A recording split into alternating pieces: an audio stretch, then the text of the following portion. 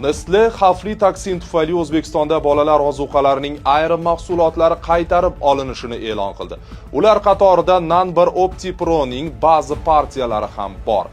Nestle Food kompaniyasining ma'lum qilishicha, O'zbekiston hududida bolalar ozuqasi mahsulotlarining cheklangan miqdori, ya'ni tez eruvchan sutli va nordon sutli quruq aralashmalar, shuningdek aminokislotalar asosidagi maxsus dietik davolash uchun quruq aralashmalarning ayrim partiyalari ixtiyoriy ravishda qaytarib olinadi.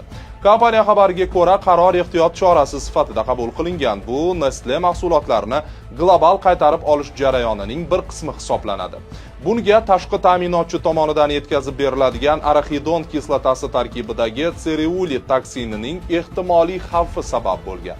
Ta'kidlanishicha, uning organizmga tushishi o'tkir zaharlanishni keltirib chiqaradi. Asosiy belgilari ko'ngil aynishi, qusish va qorin og'rig'idir. Qayd etilishicha, ushbu ingrediyentning miqdori juda kam bo'lishiga qaramay va O'zbekistonda oziq-ovqat mahsulotlarida sereuli toksini miqdorini me'yorlash talab etilmasa-da, Nestle kompaniyasining ehtimoliy xavflarni kamaytirish bo'yicha global qarori doirasida 5-yanvardan boshlab bolalar ozuqasi mahsulotlarining cheklangan partiyalarini ixtiyoriy ravishda qaytarish choralarini amalga oshirishni boshlagan.